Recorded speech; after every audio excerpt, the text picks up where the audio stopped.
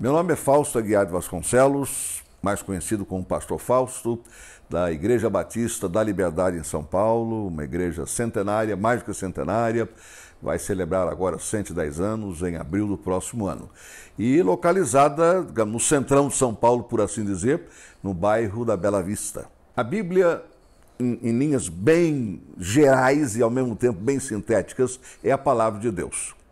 É a revelação de Deus aos nossos corações de maneira escrita, porque Deus se revela a nós através da natureza, Deus se revela a nós através da consciência moral, Deus se revela a nós através da sua palavra. A revelação maior de Deus foi através de Cristo Jesus, nosso Senhor e Salvador, porque ele foi o Emanuel, Deus conosco, que celebramos exatamente neste mês de Natal. A Bíblia ela é um livro escrito por aproximadamente 40 autores diferentes, num período de 1500 anos. Então, isto quer dizer que em contextos históricos completamente diferentes um do outro. Ela, portanto, pega quase 2 milênios na sua produção e Deus falou de maneira muito clara e até hoje nos fala através desses aproximadamente 40 autores. Interessante que o Dia da Bíblia, como nós celebramos hoje, ele começou no século XVI, em 1549, quando um bispo da Grã-Bretanha, Cranmer, incluiu o Dia da Bíblia pela primeira vez no livro de orações do rei Eduardo VI. A ideia do Dia da Bíblia era para que todos procurassem interceder, orar pela leitura da palavra de Deus. Então, essa foi a formulação inicial do Dia da Bíblia, para que houvesse um grande movimento de oração, mobilização de intercessão pela leitura da palavra de Deus. Em nosso país, creio que em 1850 começamos a dar ênfase ao Dia da Bíblia, até pela chegada de missionários evangélicos da Europa, dos Estados Unidos, mas em termos assim oficiais de mobilização, foi em 1948, aqui em São Paulo, no Monumento do Ipiranga, por ocasião da fundação da Sociedade Bíblica do Brasil. A partir de 2001, com a Lei 10.335, passou a ser o Dia da Bíblia incluído no calendário, na agenda oficial do Brasil, até porque essa lei federal instituiu o Dia da Bíblia do Brasil. Então, o princípio foi intercessão pela leitura da Bíblia. Com o passar do tempo, eu entendo não apenas a intercessão, mas também a ênfase na leitura da Bíblia, no estudo da Bíblia, na divulgação da Bíblia, na impressão da Bíblia. Então, mais do que intercessão, foi uma completa disseminação da palavra de Deus. Através dos séculos, naturalmente, e estudos feitos por homens de Deus, teólogos, examinando os manuscritos e, ao mesmo tempo, procurando apurar, digamos assim, a aceitabilidade deles como a transmissão da palavra de Deus. Foi um processo longo, não foi um processo imediato, não foi um processo de uma comissão de tradutores, estudiosos, não. Foi um verdadeiro processo dentro da igreja cristã, como diz a sua história, até o momento em que esses 66 livros, como conhecemos, foram declarados livros canônicos, isto é, livros santos, devidamente inspirados, autenticamente inspirados pelo Espírito Santo. Mas foi um processo. A Igreja Católica e a Igreja Evangélica, vamos dizer, então a Bíblia Católica e a Bíblia Evangélica, a Bíblia por Bíblia é Bíblia, está entendendo? Agora, existe da parte da Igreja Católica alguns livros chamados apócrifos, isto é, livros que têm valor, digamos assim, histórico, filosófico, mas que não são considerados como inspirados. Por isso, eles são acrescidos à edição católica para conhecimento. Mas os 66 livros são os mesmos para as duas Bíblias. Nós não temos os livros chamados apócrifos, não é? Temos apenas os livros chamados canônicos. O que você tem, na realidade, eu creio, são produtos ou resultados de pesquisas, de estudos e especialmente de conhecimento da palavra de Deus. Então, você tem também o desejo de tornar a Bíblia cada vez mais acessível às pessoas. Então, as várias versões, elas trabalham em cima do texto bíblico, mas procurando, por exemplo, uma linguagem, um vocabulário que atenda a diferentes expectativas das pessoas. Às vezes uma linguagem mais contemporânea, outras vezes uma linguagem mais formal, e todas elas procuram levar em conta a dinâmica do nosso próprio idioma. Por exemplo, a palavra amor hoje, ela no passado era traduzida como caridade. Por quê? Porque a palavra caridade hoje deixou de ser o que o amor era. Caridade hoje é obra assistencial, é uma questão mais de comiseração humana, e a palavra amor representa mais hoje do que representaria a palavra caridade. E assim outras palavras também.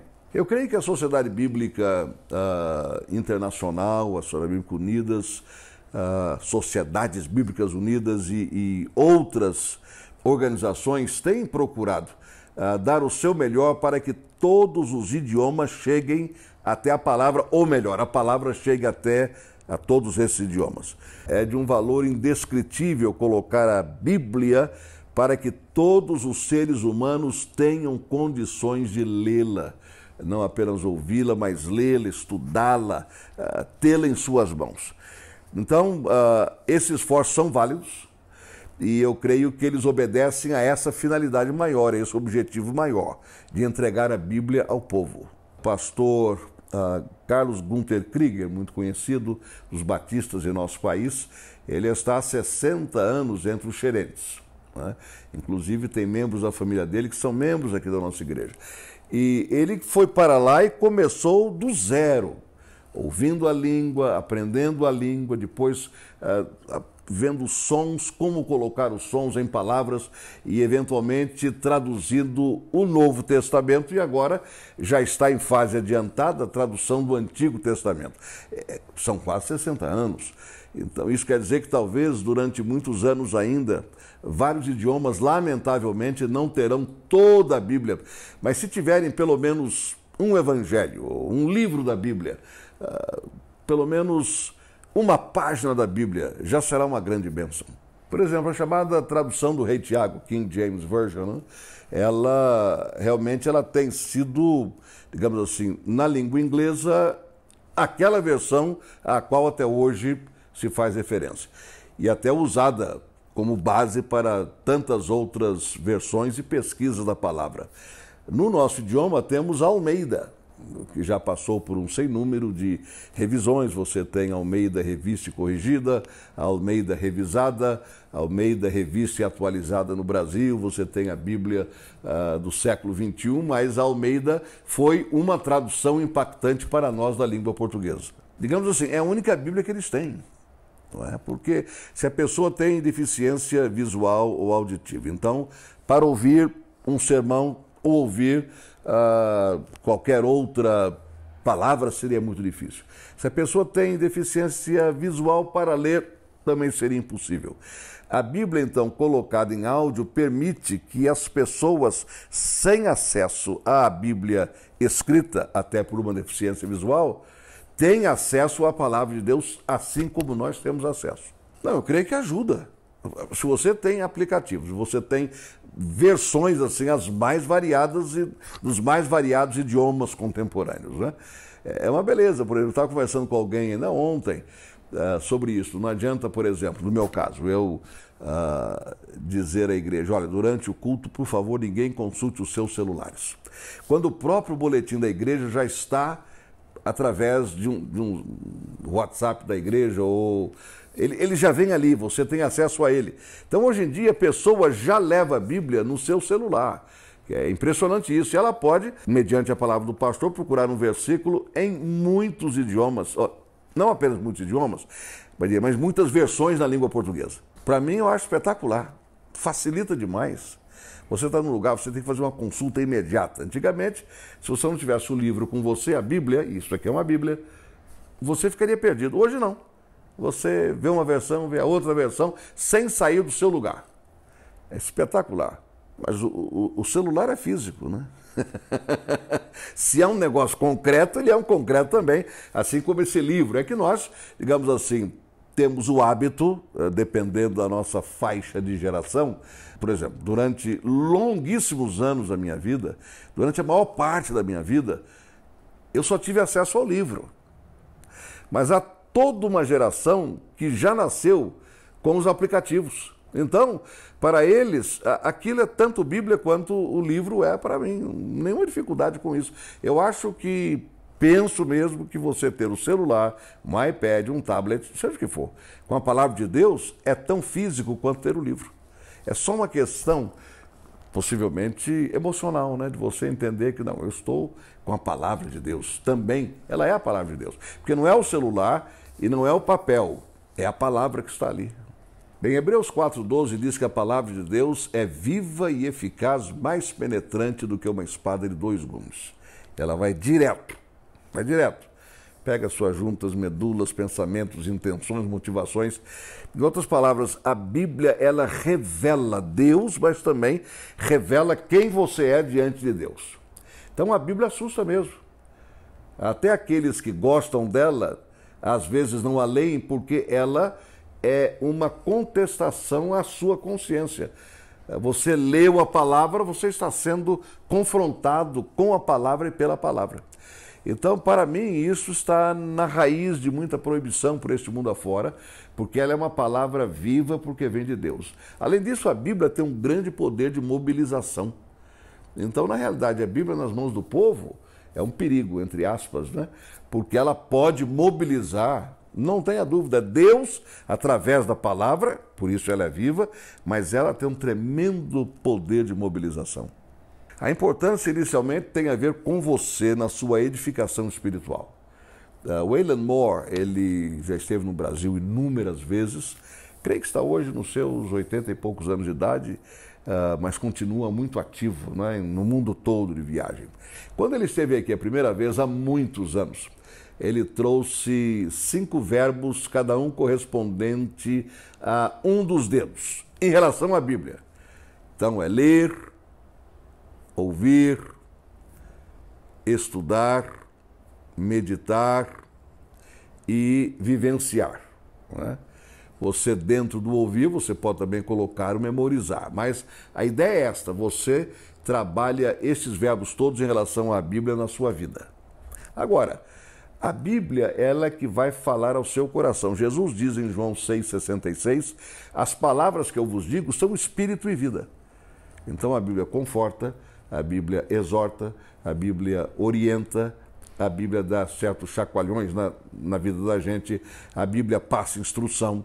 Então, para nós, individualmente, ela é o poder de Deus em nós, é a vida da palavra de Deus dentro de nós. E em termos da igreja, não se pode conceber a igreja de Jesus sem a palavra de Deus, porque ela é quem mobiliza a igreja, ela é quem edifica a igreja. Se a igreja ou a minha vida, as duas, não forem fundamentadas na palavra, não terão nenhum conteúdo, nenhum sentido. Talvez você queira, digamos assim, atingir diferentes públicos-alvos. A Bíblia é a mesma.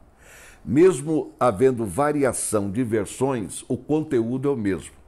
Agora, o que varia são as notas explicativas, isto é, dependendo de quem as escreve. Então, você pode ter diferentes bíblias de estudo, que é outra grande bênção que nós temos tido. E você, por exemplo, com várias bíblias de estudo, mas cada uma delas sendo diferente da outra, você tem uma verdadeira biblioteca à sua disposição em termos de comentários bíblicos, né? Porque, e aí você direciona. Digamos, você pode ter uma para professores, outra para crianças, outros para os chamados adolescentes. É a Bíblia Teen, é a Bíblia da mulher, é a Bíblia do homem, é a Bíblia do diácono, é a Bíblia do obreiro. Aí você tem todo tipo de Bíblia procurando atender a expectativa de estudo e pesquisa desses vários segmentos que nós temos em nossas igrejas. Você tem que realmente começar a abrir a palavra, e para quem não está familiarizado com a palavra, o Evangelho de João, ele é uma extraordinária descrição narrativa da pessoa de Jesus, da divindade de Jesus. Mas você tem de começar a ler a Bíblia, começando a ler a Bíblia. Agora, há muitos planos para uma leitura abrangente da palavra de Deus. Por exemplo, ler 3 capítulos por dia e 5 capítulos no domingo. você no final do ano terá lido a Bíblia toda. A Bíblia toda pode ser lida, eu creio, em 88 horas, possivelmente, se você tiver esse tempo, de ler a Bíblia, digamos, 8 horas por dia. Em 10, 11 dias você já leu a Bíblia toda, entendeu? Mas é virtualmente impossível para alguém passar o dia todo lendo a Bíblia, embora muitos consigam fazer isso. Eu conheço uma pessoa que ela lê a Bíblia toda a cada 3 meses. Então, 4 vezes por ano ela já leu a Bíblia toda e ela vem fazendo isso há muitos anos. Mas, uma vez começado com um plano de leitura, há pessoas, por exemplo, que gostam de ler a Bíblia refletindo, então leia um capítulo por dia. Você vai precisar de um longo período, de 1189 dias, para ler a Bíblia assim, um capítulo por dia, mas se é uma opção sua para estudar a Bíblia, né? Para lê-la e ao mesmo tempo tentar meditar e refletir naquilo que você leu, então você vai precisar de mais tempo. Porque a Bíblia, alguém já disse, é uma carta de amor de Deus para conosco. Então, a Bíblia, através dela você chega lá, você experimenta Deus, você conhece Deus, você estabelece um relacionamento com Deus. Bem, uma vez o conteúdo é imutável, né? A Bíblia nunca vai mudar. Nós temos que trabalhar na metodologia de apresentação da mensagem bíblica, né? Que seja interessante, que seja atrativa para as pessoas, que seja atraente para o intelecto das pessoas também. Eu creio que se nós trabalharmos a metodologia do estudo da palavra, da pregação da palavra, com a palavra viva que ela vai produzir efeito. Você pode usar um versículo, seja o que for, para se encaixar no objetivo seu. Por isso que o estudo sério da Bíblia leva sempre em conta o contexto em que aquele capítulo, ou aquele livro, ou aquele versículo em particular, surgiu. Isto é, você não pode pegar uma palavra isolada, isso não apenas da Bíblia. Qualquer declaração nossa pode ser distorcida a partir do momento que você tira aquela afirmação do contexto histórico dela. Então você pode usar a Bíblia erroneamente para os seus próprios objetivos, pegando um versículo aqui, pensando outro versículo ali, totalmente fora de contexto. Agora, de uma forma ou de outra, a palavra, uma vez proferida, ela está liberada e ela vai produzir efeito. A Bíblia tem uma promessa muito forte, não é? A minha palavra não voltará vazia, mas ela vai cumprir o propósito para o qual eu a enviei. E quantas vezes as pessoas, eu tenho conhecido pessoas convertidas a partir de um pedaço de Bíblia que encontraram em algum lugar, um versículo lá qualquer, entendeu? Várias pessoas me passaram esse tipo de experiência e sem conhecer nada mais além de qualquer outro contexto, só com uma página, com meia página, a pessoa chegou ao conhecimento da verdade. Então a Bíblia, eu creio que foi Spurgeon que disse que defender a Bíblia é o mesmo que defender um leão que está rugindo. Não precisa, sai da frente. Agora, por isso muitos resistem, né? Porque entendem o poder da palavra de Deus.